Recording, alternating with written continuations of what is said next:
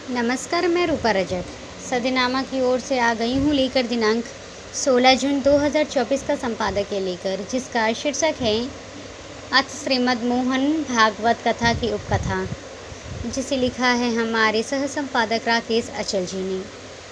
आज का हमारा विषय भागवत कथा के को लेकर है। दरअसल संघ की मौजूदा करवट के पीछे अयोध्या से भाजपा की पराजय का दुख किसी को नहीं है। डॉक्टर मोहन भागवत और इंद्रेश कुमार जैसे संघियों को दुख इस बात का है कि वहां से एक दलित कैसे जीत गया। आज का विषय इस संबंध में है और जानते हैं इस संबंध में आगे क्या कहते हैं हमारे संपादक महोदय। राष्ट्रीय स्वयंसेवक संघ इन दिनों सुर्खियों में अचानक नहीं आ गया। संघ को सुर्खियों में लाया गया है और प्रमुख संघ डॉक्टर मोहन भागवत ने अपने भागवत में जो नए अहंकार तथा मणिपुर के अध्याय जोड़े हैं, उनके पीछे भी रोचक किस्से हैं।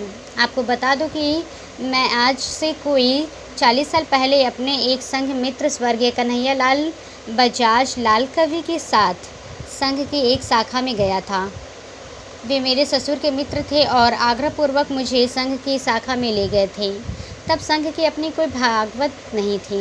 दरअसल संघ की मौजूदा करवट के पीछे अयोध्या से भाजपा की पराजय का दुख किसी को नहीं है। डॉक्टर मोहन भागवत और इंद्रेश जैसे संघियों को इस बात का दुख है कि वहां से एक दलित कैसे जीत गया। आपको याद रखना चाहिए कि भारत का दलित समाज विष्णु के 7वें अवतार भगवान राम के बजाय नवे अवतार भगवान बुद्ध की पूजा करता है। हकीकत ये है कि अयोध्या में अवधेश प्रसाद की जीत सनातन धर्म परंपरा की जीत है और जातीय राजनीति धार्मिक राजनीति की करारी हार।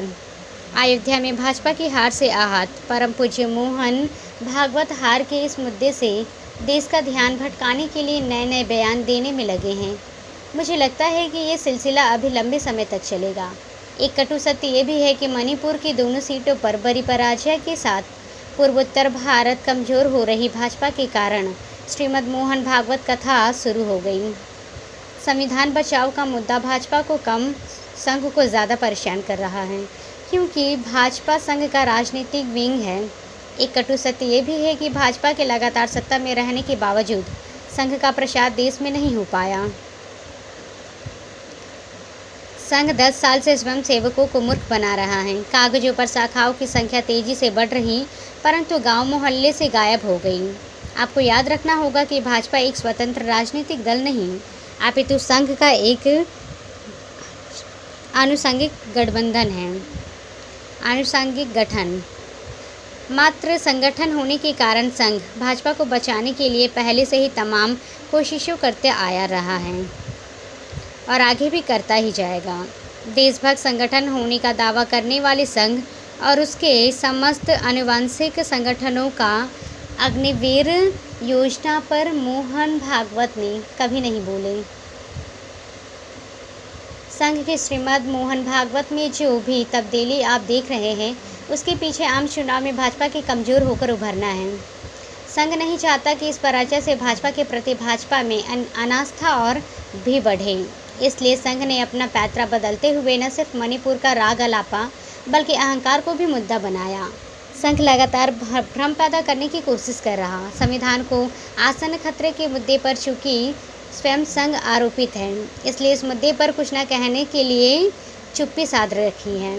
भाजपा के नेतृत्व को अहंकारी कहने वाला संघ चीन के मामले में भी खतरनाक रूप से साकार के साथ है। इस मामले पर न तो राहुल गांधी के आरोप पर सरकार कुछ बोल रही है, न संघ, उल्टा संघ सरकार की पीठ थपथपा रहा है। मणिपुर का मामला अपवाद है। मूसाचोरी की आलोचना करने वाला संघ बढ़ती बेरोजगारी और 30 लाख खाली पद भरने के लिए कुछ भी कहने बोलने को तैयार नहीं। इसलिए मैं कहता हूं कि सुनो इंडिया गठबंधन, मोहन भागवत जी ने जो कहा उसकी अनदेखी करिए, बिल्कुल अनदेखी करिए। उस बात पर ही मत जाइए,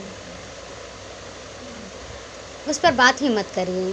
संघ INDI गठबंधन के अपने एजेंडा में फंसा रहा है। यदि इंडिया गठबंधन संघ के झांसे में आ गया तो अपना एजेंडा भूल जाएगा। अपने घोषणा पत्र पर अमल के लिए केंद्र और राज्य सरकारों पर दबाव बनाना भूल जाएगा।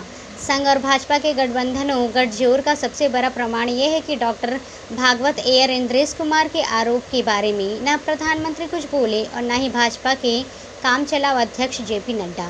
ये लोग बोलेंगे भी नहीं, क्योंकि है तो दोनों एक ही थाली के चट्टे बट्टे। संघ नए नए विवादों के जरिए लोकसभा में अध्यक्ष और उपाध्यक्ष के चुनावों को लेकर भी विपक्ष की एकजुटता को प्रभावित करने की कोशिश कर रहा।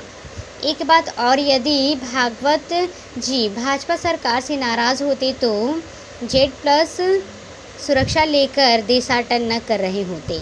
यदि वे सचमुच सरकार से नाराज़ है तो सबसे पहले जेड+ सुरक्षा वापस करें, अपने स्वयंसेवकों की अभिरक्षा में रहें। आगे क्या होगा वो भगवान ही जाने। आज का विषय हमारा इस संबंध में है। कल फिर नए विषय नए संबंध के बारे में लेकर आएंगे। तब तक के लिए नमस्कार।